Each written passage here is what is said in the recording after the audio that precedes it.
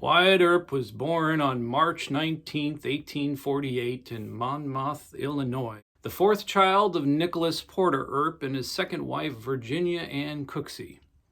Around 1850, Nicholas Earp joined about 100 other people in a plan to relocate to San Bernardino County, California, to farm.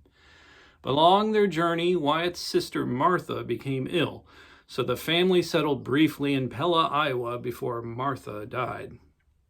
Upon the Civil War in November of 1861, Wyatt's brothers Newton, James, and Virgil joined the Union Army while their father was a local drill instructor. Wyatt, now 13, and his two younger brothers tended chores. Returning west, the Earps moved in 1864 with a wagon train to San Bernardino, California, arriving on December 17th. In the summer of 1865, Wyatt assisted his brother Virgil as a driver for Phineas Banning's stagecoach line through Imperial Valley. He became a teamster, transporting cargo over state and territorial lines. By the spring of 1868, Wyatt delivered supplies to build the Union Pacific Railroad, and while in Wyoming Territory as a side, he took up gambling and boxing. He was an accomplished referee, but the Earps moved again, and Wyatt followed shortly after to Lamar, Missouri, where Wyatt's father became the local constable. Upon his father's resignation, Wyatt took the appointment in 1869. Several boomtowns sprouted during this time, and Virgil and Wyatt left in the summer to Beardstown, Illinois, thanks to a new rail line. At the job, a brakeman named Tom Pinyard teased Wyatt, calling him the California boy, which implied he dodged service in the Civil War. Untrue and taking offense, the two battled inside Walton's Hotel, a brothel, as Wyatt tossed him outside. Tom lifted his revolver and Wyatt drew, shooting Tom in the hip. In late 1869, Wyatt visited his family in Lamar and met Urilla Sutherland, the young daughter of a well-to-do proprietor of the Exchange Hotel. He married her on January 10, 1870, with plans to build a house just outside of town. But when Urilla died of typhoid fever before their firstborn, he sold the house and was met with depression. Wyatt was doubly hit as legal action claimed he was stealing funds from a position he had as a license fee collector, among other debts, including stealing horses. This led to his arrest and arraignment on April 14th, and bail set at $500, about $11,000 today. But before Wyatt was summoned to appear, he sold his property, escaped through the roof of the jail, and left for Peoria, Illinois. Peoria was a growing city that mostly looked away from alcohol, gambling, and prostitution. Still, through pressure, the police conducted raids, and on February 24, 1872, Wyatt and his brother Morgan were, among others, caught up in it. They were fined $20 each in court costs. Historical records show that Wyatt was actually a resident, not just a customer. Unfortunately, another raid brought both the Earps in again, still without money to pay the fine. They sat in jail until their sister Adelia's birthday on June 16, 1872, when they returned and left again for Peoria. This followed with another arrest taking place on September 10, 1872, with a prostitute named Sally Heckle. She was 16 at the time, and while he was aboard the Beardstown gunboat, a 50-foot keelboat used as the floating 8-room brothel. The boat would float down the Illinois, showing their so-called talents and picking up patrons along the way. The ship was owned by John T. Walton, the same owner of the Walton Hotel, whom Wyatt must have known well. Sally was also likely related to the madame of the business, and it is interesting to note that the local newspapers saw Wyatt as a vagrant and lawbreaker. In 1874, Wyatt and Sally were living southwest of Wichita, known for its cattle drives, where his brother James was running a brothel with his wife Nellie Bessie Ketchum. Further arrest records show that Sally and Nellie managed the brothel from 1874 to 1876. What role Wyatt played is debated, but some see him as an enforcer or bouncer. During this time, Wyatt was credited with helping catch thieves who had stolen a man's wagon. He was invited to be part of the Wichita Marshal's office on April 21st of 1875 with the monthly starting salary of $100. By this time, Sally had left the picture. He was becoming a trusted member of the force, and one story from the Wichita Beacon speaks of him finding a drunkard with $500 in his pocket. The man was arrested and let go after with his earnings. Not all was welcome, as the former Marshal Bill Smith accused Wyatt of trying to hire his brothers. On April 2nd, 1876, Wyatt beat Bill in a fistfight and was fined $30 for the act. While the new marshal was on his side, Wyatt was not reelected. A significant shift came to Wichita when a preventive measure to quarantine a fever from Texas longhorns cut Kansas cattle drives in half. The Texas longhorns could not enter the eastern portion of the state, and eventually by 1876, farmers were pressuring the line to pass west over Wichita. This led to Dodge City becoming the queen of the cow towns as the Texas drives stopped from the Chisholm Trail and the Earps moved along with it. Wyatt was appointed assistant marshal under Marshal Lawrence Degar in Dodge City in May. His penchant for soiled doves led him into the arms of Mattie Blaylock, who would become his common-law wife until 1881. On September 9th, 1876, Wyatt and Morgan went to Deadwood and back for mining in the Dakota Territory. Nothing was left, but Wyatt stayed to enterprise wood hauling into camp. He did this for a year, raking in about $5,000. In the spring, Mayor James H. Kelly influenced Wyatt to retake the badge in Dodge City. This didn't keep him away from the brothel, as a newspaper reported a hefty prostitute named Frankie Bell, who was scolding and hitting Wyatt, received a slap back from the dismissed officer, landing them both a fine and Frankie some jail time.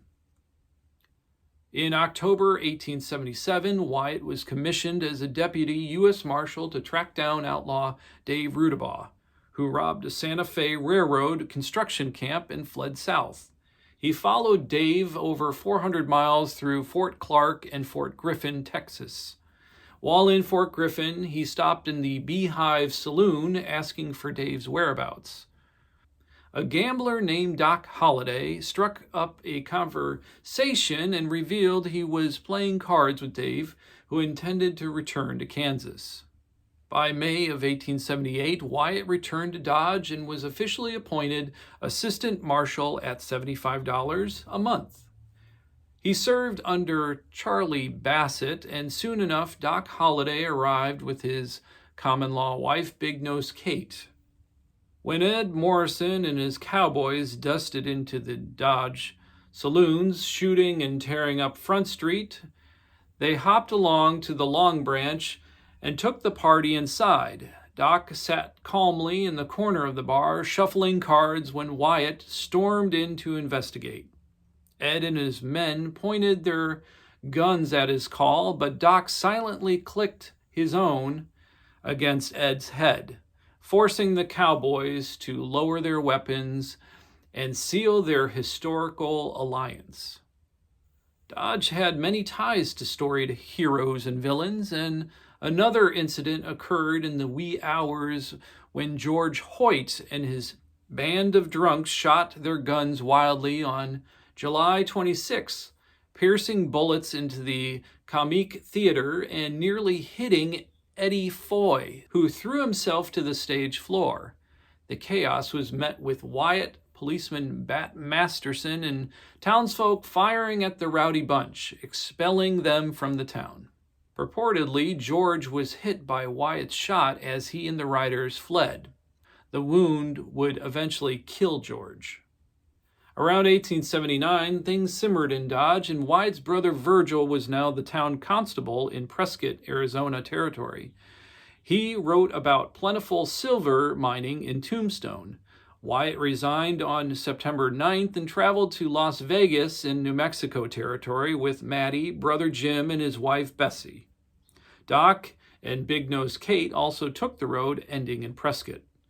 On November 27, 1879, Virgil became U.S. Marshal for the Tombstone Mining District, including Southeast Arizona Territory.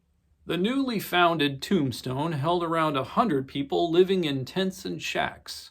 Wyatt and his brothers brought their families to live there on December 1st as Doc stayed behind for gambling. In a short period, the town grew to 1,000, and Wyatt had initially planned to convert his buckboard wagon into a stagecoach. But seeing how 2 other lines were already running, he pretty much stuck with gambling. By late July of 1880, brothers Morgan came along and Warren soon after. In September, Doc lavishly strolled in with $40,000 in winnings, equivalent today to over $1 million, while behind him was the former state legislator Johnny Behan. A few months before this, Army Captain Joseph H. Hurst asked Virgil, with the help of Wyatt and Morgan, to track down the outlaws that stole livestock from Fort Rucker, Arizona. Wells Fargo agent Marshall Williams attended, and the posse arranged their return from the McLaury brothers. After a disagreement, the McLaurys presented them only with mockery, laughing at Hurst and the Earps, calling them all liars. Accusations turned to death threats, as Virgil was told, "If you ever again follow us as close as you did, then you will have to fight anyway." Virgil was appointed deputy sheriff of Tombstone in the eastern region of Pima County on July 28, 1880. His salary was remarkably high, but he also worked as a county assessor and tax collector. Virgil gave Wyatt the deputyship, and Morgan took over the Wells Fargo position. On October 28, 1880, Wyatt was called to a rowdy scene with Curly Bill Brocious and other drunks shooting at the Moon on Allen Street. Wyatt took a pistol from Fred Dodge and saw Marshal White trying to wrestle Curly Bill away from his gun, but in doing so it discharged and fired into Marshal White's groin. Meanwhile, Wyatt was evading bullets behind a chimney, but got a hold of Curly Bill and thrashed him to the ground. Lifting him up by the collar, Wyatt commanded, "Get up!" Curly questioned him back, "What did I do?" as shots continued to zing in their direction, but witnesses account of Wyatt's bravery. Unfortunately, White died of his wounds, and Wyatt and Virgil escorted Curly Bill to Tucson to stand trial. In the trial, Wyatt testified that the shooting was accidental, and seeing how Curly Bill was regretful and his gun was seen as defective, was released of the crime. But Curly Bill overlooked the outcome and began a grudge against Wyatt for his pistol whipping. In November, under suspicious circumstances, Charles Schibel won re-election as county sheriff. It is said that Curly Bill was one of his sordid election officials.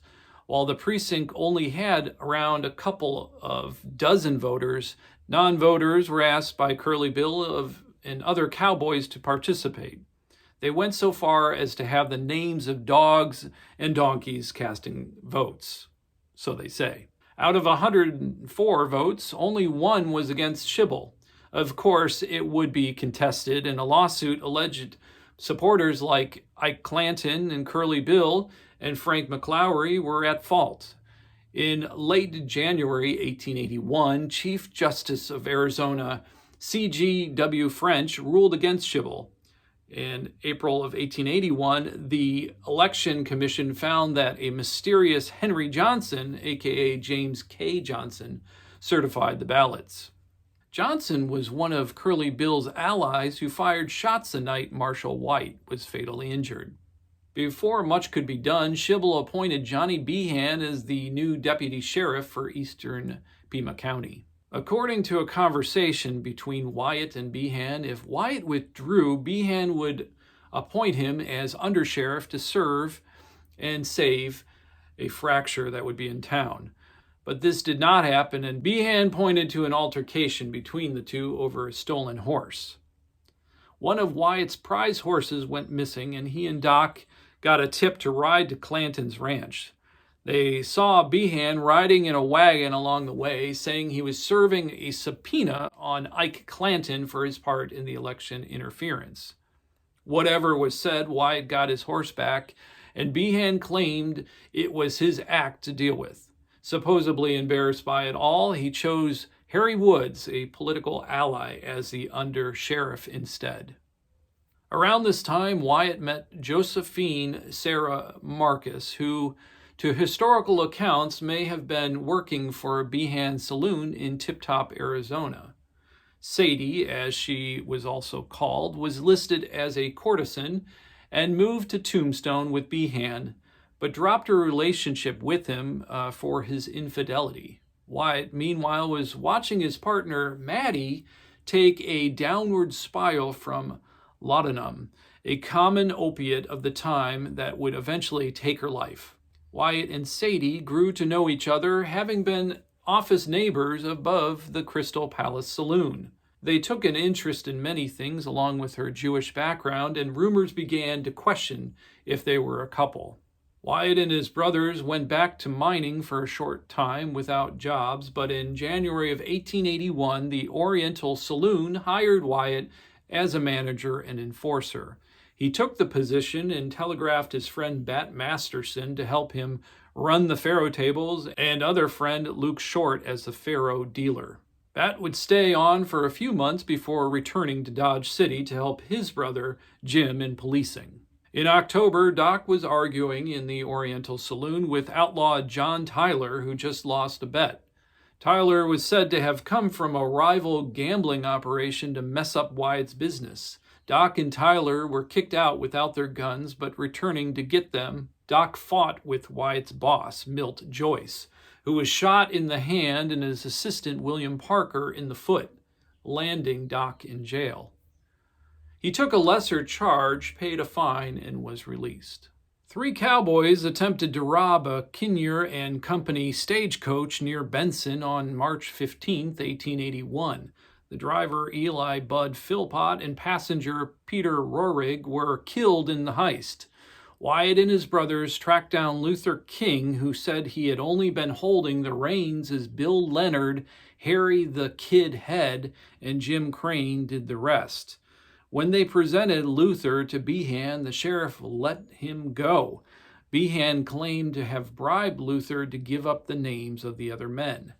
Fingers pointed to Clanton's involvement as Ike pointed right back at the Earps, but another passenger stage was robbed heading to Bisbee. While the thieves were masked, they were recognized by their voices as friends of the McLowrys, Deputy Sheriff Pete Spence, a.k.a. Elliot Larkin Ferguson, and Deputy Sheriff Frank Stillwell. Behan fired Stillwell, but Wyatt and Virgil followed the stage's path and found an unusual boot heel print in the mud. Upon checking with a shoemaker in Bisbee, they matched it to Stillwell's boot, and canvassing the town, they found and arrested Spence and Stillwell. Spence and Stillwell were released on bail, but rearrested by Virgil a month later for another stage crime. While Wyatt and Virgil were away, Frank McLowry threatened Morgan that he'd kill the Earps if they tried to arrest Spence, Stillwell, or the McLowrys again. On October 26, 1881, the threats had come to a head, and Ike Clanton, Billy Claiborne, and others were gathering near the OK Corral. Virgil asked Wyatt, then a temporary assistant marshal, Morgan, a deputy city marshal, and Doc to help disarm them. 3 o'clock rolled by, and the Earps with Doc walked towards Fremont Street, standing in a narrow lot between the Harwood House and Fly's boarding house and photography studio. They met no more than 10 feet apart. Ike Clanton and Billy Claiborne took off, but Tom and Frank McLowry, with Billy Clanton, partook in the gunfight and were killed on the spot. Morgan and Virgil were wounded, and a bullet had grazed Doc, but Wyatt was unscathed. Ike went on to file murder charges against the attackers, and Justice Wells Spicer listened to testimony from 30 witnesses, including Behan, who said they raised their hands, showing they were unarmed, but the Earps and Doc shot them. He insisted that Doc shot first using a nickel-plated revolver. However, this would be discredited by other witnesses who saw Doc carrying a messenger shotgun. With a trial lawyer on their side, Wyatt said he drew in self-defense after Clanton and McLaury went for their pistols. The history of the conflict was brought to the surface, and the prosecution witnesses dodged questions and said they could not remember. It was ruled that there was insufficient evidence to indict the Earps and Doc, and the case was closed. But the Clantons and his men sought revenge, and on December 28th, Virgil was blasted in the back with a shotgun while walking between the saloons on Allen Street. Ike's hat was found nearby to where the shot had been fired. Wyatt contacted U.S. Marshal Crawley P. Dake, who agreed to assign him as U.S. Deputy Marshal and provide him with some funds for deputies. But eventually, Clanton was acquitted, testifying he was out of town. Not able to keep up with the costs, Wyatt lost his home to foreclosure. On March 18th, Morgan was murdered while playing billiards. The shot rang out from a dark alley in the distance as the bullets pierced through the door window of the billiard room. Wyatt, with his brothers James and Warren and friends Doc Sherman McMaster, Jack Turkey Creek Johnson, Charles Smith, Dan Tipton, and Texas Jack Vermillion, went after the suspects. They first laid to rest Morgan in Colton, California, as others stayed behind to guard the Earp families. Virgil was with his wife Allie in Tucson, and Frank Stillwell and others were not far behind. The next day, Frank's body was found riddled with bullets, and Wyatt, along with his posse, was accused of his murder. The Earp gang returned to Tombstone, with Behan unsuccessfully trying to slow them down. Hair-Lip Charlie and Warren remained behind as the rest set out for Pete Spence, who was camping in the Dragoon Mountains. Spence had left, but they killed another named Florentino Indian Charlie Cruz. In another 2 days, they made it to Iron Springs in the Wheatstone Mountains, where Curly Bill, Pony Deal, and others were camping. A barrage of bullets fired in every direction, and Wyatt and his gang had to dig in. Curly Bill fired at Wyatt, but the blast missed its mark, and Wyatt aimed his shotgun and hit Curly Bill in the chest from about 50 feet, watching as he fell into the spring to his death. Wyatt then pulled out his revolver and fatally wounded Johnny Barnes and Milt Hicks in the arm. Wyatt and his men left and rode north to the Percy Ranch, hoping to stay the night. However, Hugh and Jim Percy asked for a short stay to avoid involvement. The party then returned to Tombstone, where supporters and Hair-Lip Charlie and Warren warmly greeted them. That same day, the posse arrived at Sierra Bonita Ranch, owned by Henry Hooker, a wealthy and prominent rancher who willingly gave his prized purebred stallions to Wyatt and his men for their duty. Behan's posse was seen moving in from the distance, and despite Hooker insisting they finish their fight there, Wyatt and the gang repositioned to Riley Hill. By the middle of April 1882, Wyatt and his posse had left Arizona Territory and headed east to Albuquerque, where Bat Masterson was staying. Doc stayed behind as Bat spoke of leaving for Colorado, where the men would work in Faro. By 1886, Wyatt and Sadie saw their friend Doc one final time in the lobby of the Windsor Hotel.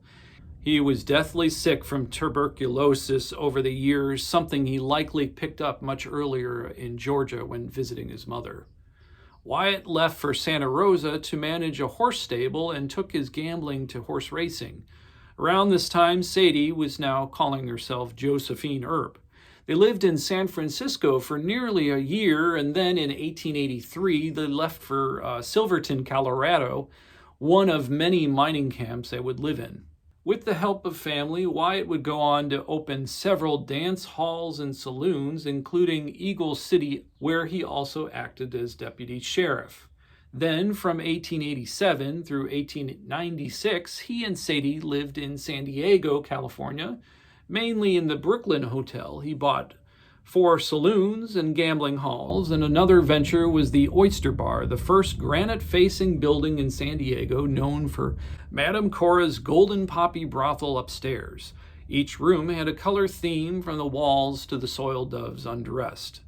Wyatt traveled back to San Francisco so that Sadie could be closer to the family after they moved around and sold assets due to expenses and mostly to her gambling habit. While visiting Yuma, Wyatt was drawn to the gold rush in the Alaska Yukon.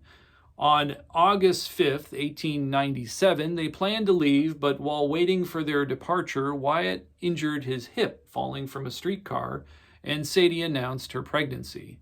Unfortunately, at the age of 37, she miscarried and they decided to go, and Wyatt opened a faro game in Dawson, but it was short-lived. Upon returning, he was offered a job as the marshal in Wrangell, Alaska, but that didn't last, and with another pregnancy, the family returned. Again, she miscarried, and in the spring of 1899, Wyatt managed a small store selling beer and cigars in St. Michael, but was coerced by friend and boxing promoter Tex Rickard to try his luck in Nome.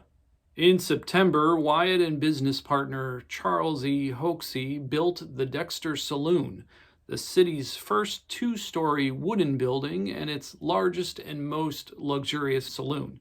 It turned out to be a success, and Wyatt expanded the club rooms upstairs to become a brothel, which they considered an important civic purpose.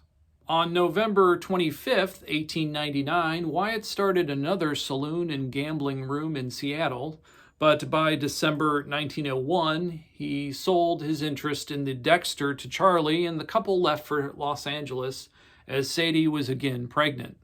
They stayed at the Hollenbeck Hotel for an estimated $80,000, which is equivalent to nearly $3 million today. Sadly, Sadie lost the baby and they went back to traveling. They tried their hand in Tonopah, Nevada, and opened the Northern Saloon. He hauled ore and supplies to the mining company and served as deputy U.S. Marshal. Back and forth they went, vacationing in Los Angeles while seeking fortunes in startup mines. By 1910, at the age of 62, the Los Angeles Police Department hired Wyatt to retrieve criminals from Mexico, which led to one of his last armed confrontations. Wyatt was asked to protect surveyors looking to take control of mining claims of potash.